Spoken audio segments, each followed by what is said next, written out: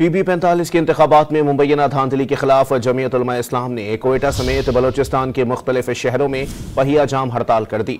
मजीद जानते हैं don news के नुमाइंदे अब्दुल्ला जहरी से। अब्दुल्ला, बताइएगा।